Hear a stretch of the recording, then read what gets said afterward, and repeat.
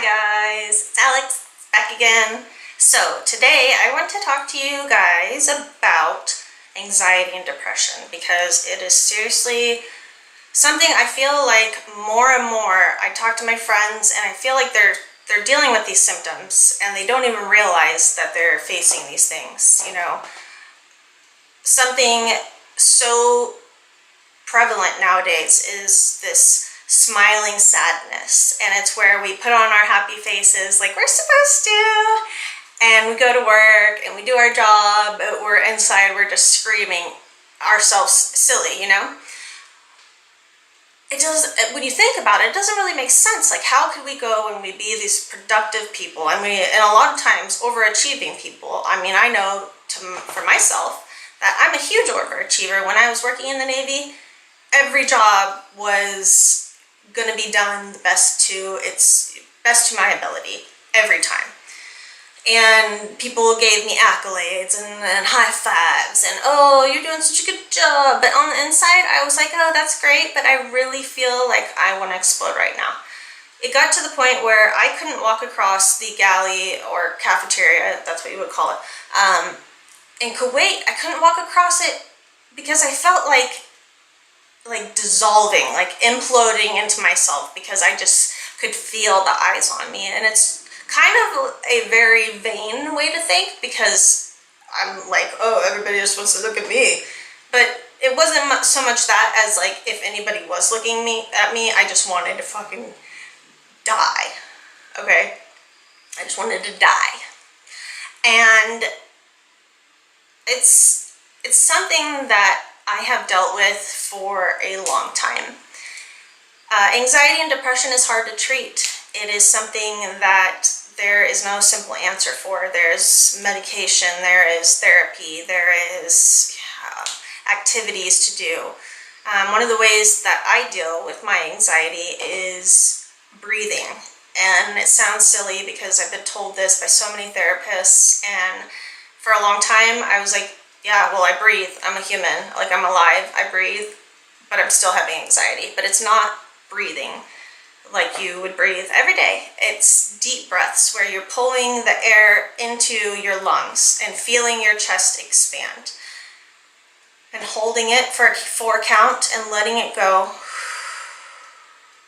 and making sure your whole belly collapses in and you feel that deep breath out. And it's been a series of having to work with this breathing activity, and also just kind of coming to the realization that it's never going to go away. All I can do is work with it. I was reading an article recently that Chelsea Handler wrote, where she talks about how much she has this crippling anxiety, and she goes on TV every day and she goes to these parties, but she hates it. Like, she literally wants to just crawl into her bed every night and hide. And I get it. I get it so much, because I love working with people. I love interacting with people, but there are days that it's like it's overwhelming. And one thing that I used to get anxiety about, and this is, make fun of me all you want, trust me, I've heard it, was driving. So I had this terrible fear of driving. My dad he worked on cars for a living, and he was a real stickler, to be kind, about pretty much everything. And when it was time for me to take my driver's ed class, I went in and did all the stuff I needed to do to get my, not my license, but the thing that comes before the license. I don't know what it is. When I went to go get that provisional license, my mom picked me up from the test, and I just aced my test, whatever, yeah. And I go to get in the car, and I'm driving. She's like, oh, you're going to be in the driver's seat. And next to me is my mom's friend, and behind me is my mom. And everything's going good, and I drive into my house, and I had a barricade, or like a lawn that was enclosed in like a cement wall. So as you drive up, there's the cement wall, and on the side's a driveway, and it was, you know, a very straight up driveway. And so I'm making the turn into the driveway, and here's the cement wall right here, and I'm going to go I'm turning right here, and my mom is behind me saying, watch out, you're about to hit the boat, the neighbor's boat. And I'm like, what the hell are you even screaming about? Like, I was just like, what? And I look behind me, and as I'm looking behind me, she's screaming like, stop, stop, stop. I was nowhere close to this boat, okay? But anyway, she's screaming at me, stop, stop, stop. And so I put on the gas, and I slammed us into the wall. And then out the front door comes my dad. And it was my mom's friend's car, and my dad's a mechanic, and he sees his, like, daughter, who he doesn't really get along with, smash a car into his front lawn.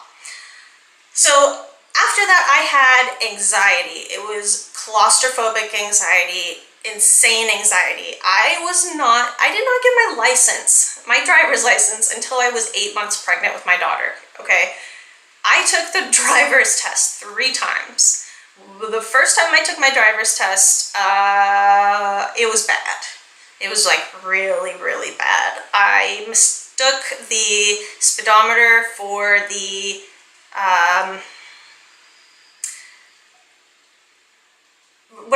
the pedometer. I don't know what they're called, okay? But anyways, I was not looking at the right thing. I was like, how come I can't get over 20 right now? And I'm thinking that as I'm driving, and this woman in the seat next to me is like, I don't know what she was thinking, but obviously she really wasn't happy, because she told us to turn back, and we went into the parking lot, and I'm just like, yeah, I think I aced my test. And she hands me back this paper, and it's full of red marks. Like, you need to go back to school. She wrote that on my paper.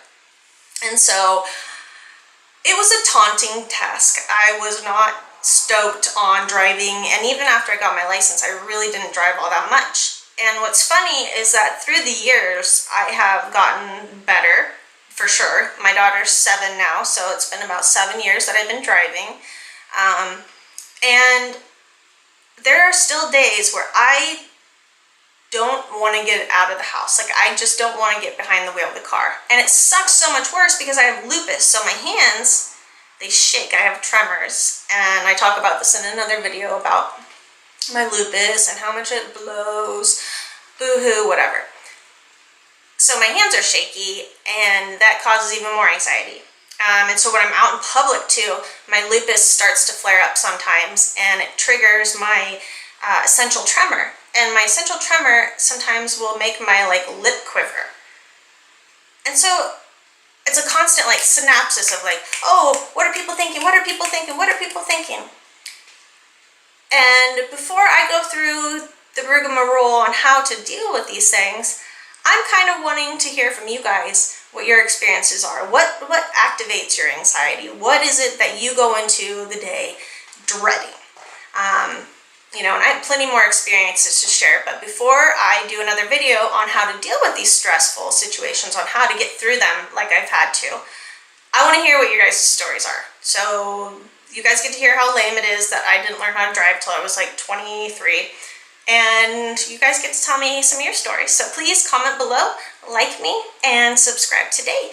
Empowered Alex, love you guys, hear from you, and I will post that video next week.